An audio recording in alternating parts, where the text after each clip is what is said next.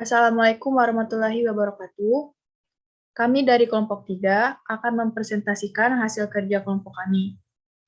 Sebelum mempresentasikan, perkenankan saya untuk memperkenalkan anggota kelompok kami, yaitu Agnes Widananti, saya sendiri Andini Belnya Putri, Dwi Cornelita Anggraini, Dwiko Anugrah, Evelyn Makfiryani Azahra, Keisha Vandea, Kirana Putri Kristiawan, Karisma Vidi, Laras Ayu, Natasha Aisyah, Raffi Kurniawan, Restiana Dwi Lestari, dan Tegar Islami Putra. Baiklah, kali ini kami akan membahas tentang green building.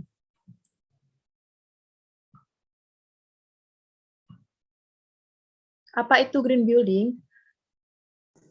Pengertian dari green building. Secara umum, green building merupakan bangunan berkelanjutan yang mengarah pada struktur dan pemakaian proses yang bertanggung jawab terhadap lingkungan dan hemat sumber daya sepanjang siklus hidup bangunan tersebut. Mulai dari pemilihan tempat sampai desain, konstruksi, operasi, perawatan, renovasi, dan peruntuhannya.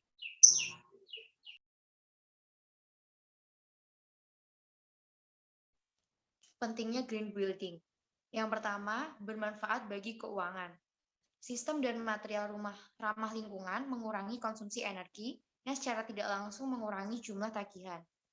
Yang kedua, bermanfaat bagi kesehatan. Bangunan ramah lingkungan benar-benar menghindarkan banyak masalah kesehatan, mulai dari ventilasi udara, material bangunan bebas racun, pencahayaan, dan sebagainya. Hal-hal yang selama ini jadi kekhawatiran penghuni rumah dan banyak dibagi solusinya. Yang ketiga, ada peningkatan produktivitas dan kualitas hidup. Contohnya dibuktikan dalam penelitian pada 31 green building di kota Seattle. Hasil studi menunjukkan absen pekerja bisa dikurangi hingga 40%. Yang keempat, penghematan. Banyak hal yang bisa dihemat bila Anda menerapkan konsep ini untuk hunian. Mulai dari hemat biaya pembangunan, hemat listrik, hemat air, dan hemat energi. Dampaknya tentu pada keuangan dan pengeluaran bulanan yang lebih mudah dan ringan. Dalam penerapannya, konsep green building memang relatif lebih mahal di awal, tapi hemat di hasil dan jangka panjang. Hal ini sudah dibuktikan dalam sejumlah studi.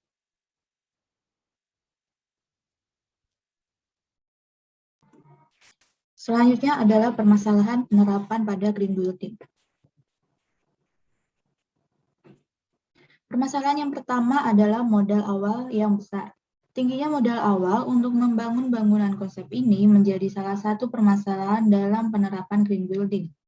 Tingginya modal disebabkan berbagai hal, misalnya material ramah lingkungan yang sulit dicari dan harganya yang cenderung mahal. Contohnya seperti balok jerami, rumput rumbia, bambu, dan juga miselium. Lalu, permasalahan yang kedua adalah kurangnya pemahaman masyarakat. Banyaknya masyarakat yang masih belum peka terhadap permasalahan lingkungan juga menjadi permasalahan penerapan green building. Banyak masyarakat yang tidak mau repot dengan menerapkan green building di hunian mereka karena merasa tidak perlu.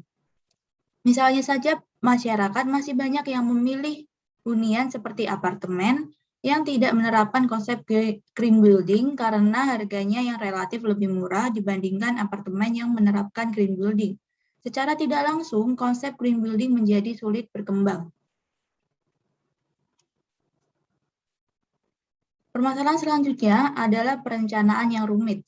Perencanaan pada proses konstruksi bangunan berkonsep green building memerlukan peran semua pihak secara terintegrasi sepanjang proses perencanaan. Untuk itu, setiap komponen harus menjadi satu kesatuan yang saling terintegrasi, sehingga kesalahan pada satu komponen dapat berdampak pada elemen bangunan lain. Untuk itu, jika kita kurang berhati-hati, maka hal ini dapat menyebabkan permasalahan pada pembangunan green building. Lalu, permasalahan yang terakhir adalah kurangnya keahlian. Kurangnya tenaga ahli juga menjadi penghambat terjadi penerapan konsep green building pada pembangunan. Konstruksi bangunan yang menerapkan konsep green building memiliki tingkat kesulitan tersendiri bila dibandingkan dengan bangunan biasa dalam proses pembangunannya, baik dalam segi desain, model, teknik, dan hal lainnya memiliki perhitungan yang lebih rumit dibandingkan membangun bangunan pada umumnya. Apa itu TPA? TPA atau tempat pembuangan akhir merupakan salah satu tempat yang digunakan untuk membuang sampah yang sudah mencapai tahap akhir. Dalam pengolahan sampah yang dimulai dari pertama kali sampah dihasilkan, dikumpulkan, diangkut, dikelola, dan dibuang. Lokasi tersebut yang merupakan tempat pengumpulan sampah harus terisolir secara baik sehingga tidak menyebabkan pengaruh negatif pada lingkungan sekitar TPA.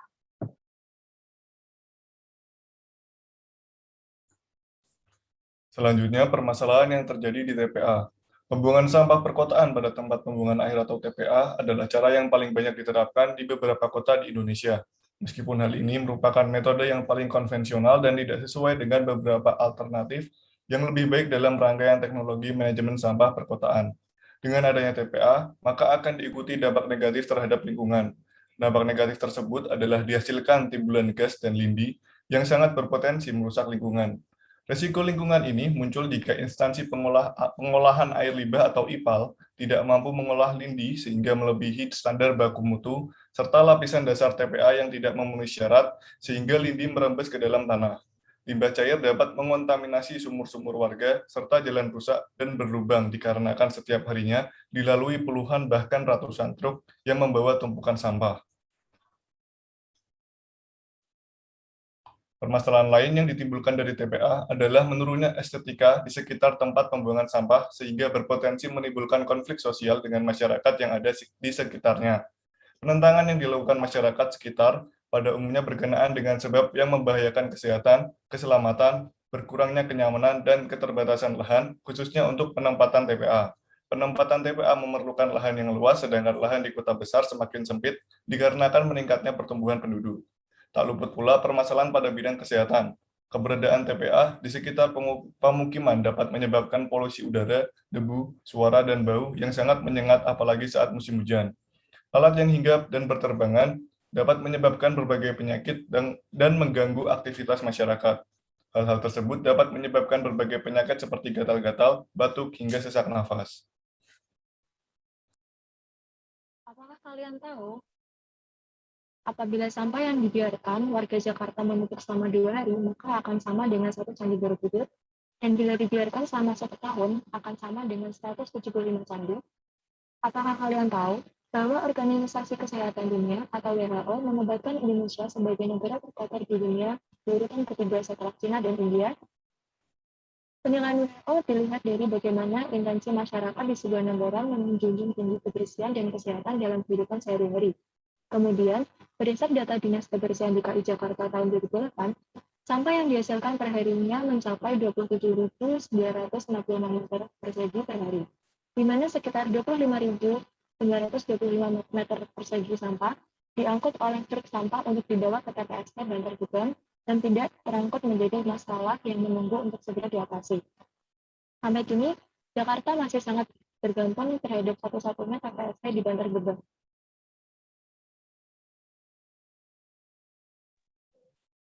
Kawasan pemukiman di DKI Jakarta sebagian besar telah memiliki tempat penampungan sementara atau TPS sebagai tempat pemilahan yang berada di masing-masing kawasan. Berikut diagram alir sampah pemukiman, di mana sebagian besar sampah yang dimanfaatkan dan diolah kembali. Apabila dilihat dari segi yang bertujuan untuk mengurangi sampah sejak dari sumber, hal ini memiliki nilai yang sangat positif apabila sebagian besar perkantoran di Jakarta, kurang lebih 70 perkantoran, telah menerapkan sistem pengelolaan sampah yang baik dan terpadu, maka dapat mengurangi volume sampah yang setara dengan 1 candi dalam setahun. Dengan adanya pengurangan jumlah sampah sejak dari sumber, maka jumlah sampah yang dibuang ke TPST Bantar Gebang setiap harinya dapat berkurang pula. Jadi, mari sejak dini kita mulai gerakan reduce, reuse, dan recycle dari lingkungan terdekat kita.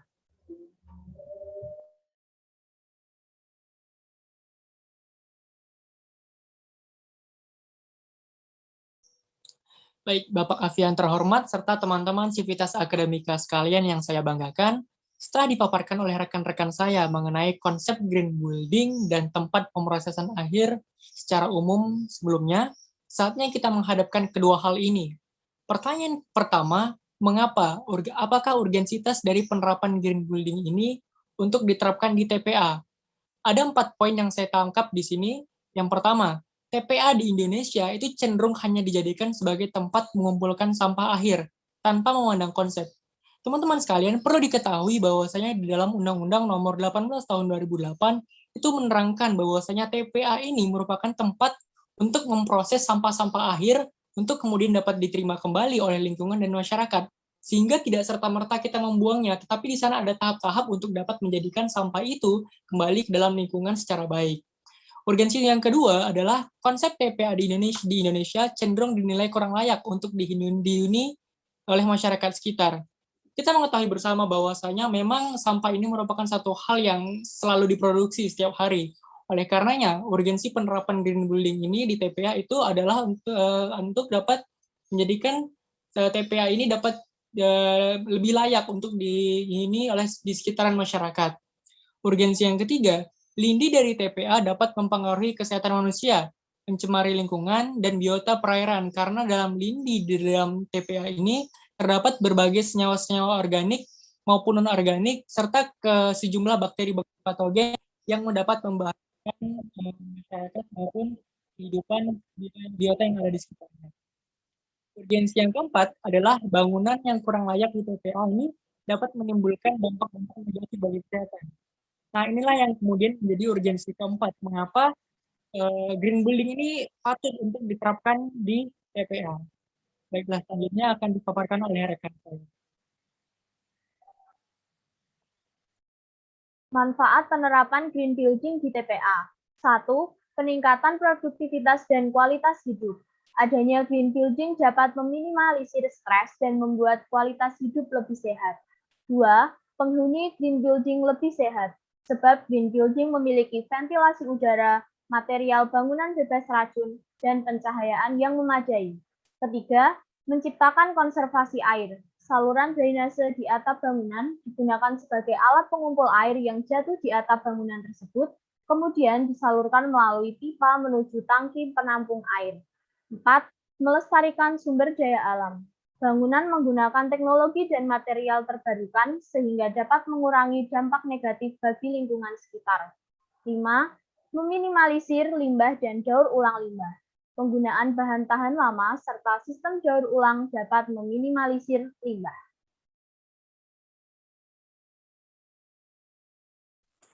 Cara mendukung konsep green building melalui pengelolaan sampah yang bertanggung jawab. Yang pertama, bersama mengedukasi lingkungan untuk kurangi timbulan sampah sedari awal. Pengurangan timbulan sampah dapat dilakukan dengan mengedukasi lingkungan untuk bersama mengutamakan penggunaan bahan-bahan yang mudah didaur ulang atau yang bisa dipakai berulang kali. 2. Perhatikan jumlah timbulan dan perjalanan sampah. Pencatatan dan monitorisasi yang baik bisa menjadi bahan analisis untuk dapat mengurangi sampah dan meningkatkan pengelolaan sampah yang sesuai dengan konsep green building. 3. Bentuk tim, bangun sistem, dan laporkan pencapaian. Agar usaha pengurangan sampah dapat terkoordinasi secara berkelanjutan, diberlakukan peraturan resmi yang berisi sanksi dan imbalan. Juga tim yang khusus bertanggung jawab perihal pengelolaan sampah. Laporkan pencapaian pengurangan sampah secara berkala, agar semua pihak dapat turut bangga dan merasakan usaha mereka untuk bersama menciptakan lingkungan yang ramah lingkungan.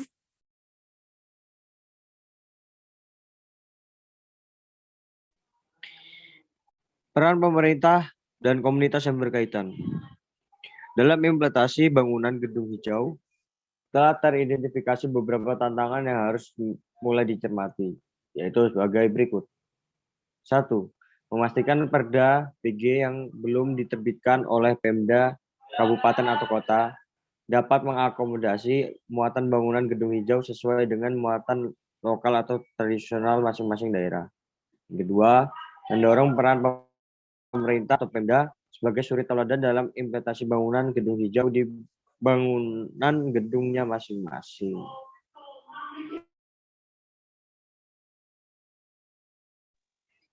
Peran arsitek dalam pembangunan green building.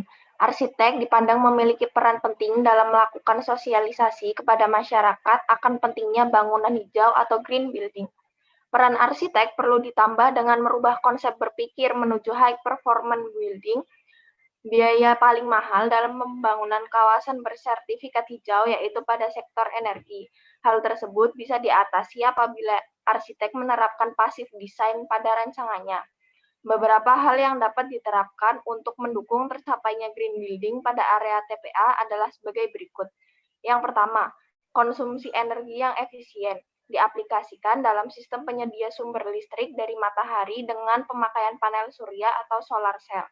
Yang kedua, pengelolaan air yang efektif diaplikasikan pada sistem pengolahan dan penggunaan ulang air, misalnya dalam bentuk membuat daerah resapan air. Yang ketiga, pengelolaan limbah dengan prinsip 3R diaplikasikan dalam bentuk sistem pengolahan dan penggunaan material bekas dengan cara pemisahan tempat pembuangan untuk sampah organik dan anorganik. Selanjutnya, peran masyarakat. Pemahaman masyarakat mengenai dampak penerapan green building pada kawasan TPA dirasa penting karena masyarakat merupakan konsumen dari pembangunan tersebut. Peningkatan peran masyarakat sebagai komunitas hijau atau green community dapat dilakukan dengan membentuk komunitas hijau di tingkat kelompok masyarakat sistem pemisahan sampah atau limbah. Tindak lanjut green building. Pada hari Selasa, 4 Oktober 2016, Kedeputian Bidang Tata Ruang dan Lingkungan Hidup mengadakan rapat rencana tindak lanjut Green Design Green Building yang membahas tentang pengembangan WTE yang menjadikan TPS sebagai tempat olah sampah setempat menjadi tempat penghasil energi. Selain itu, Ditjen EBTKE dari Kementerian ESDM memaparkan sistem monitoring konsumsi energi secara real time. Kemudian ditambahkan oleh Green Product Council bahwa pembangunan green building harus menggunakan material yang ramah lingkungan dan bebas racun.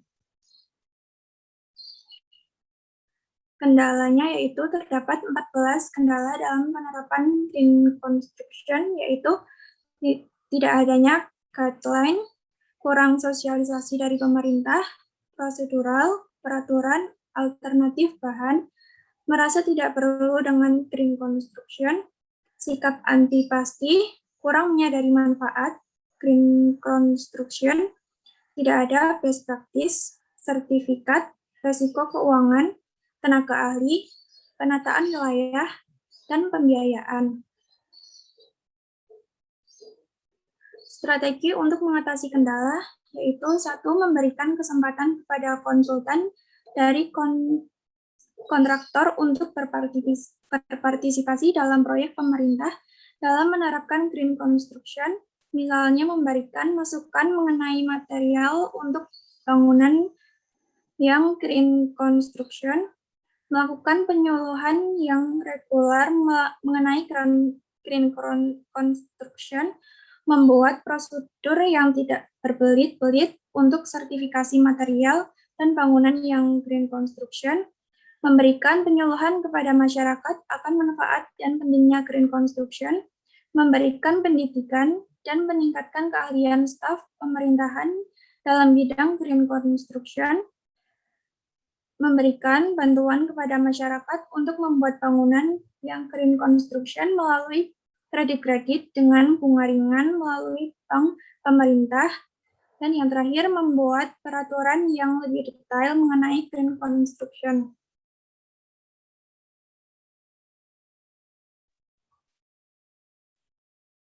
Baiklah, sekian dari kelompok kami. Terima kasih atas perhatiannya. Mohon maaf apabila ada kekurangan. Saya akhiri dengan wassalamualaikum warahmatullahi wabarakatuh.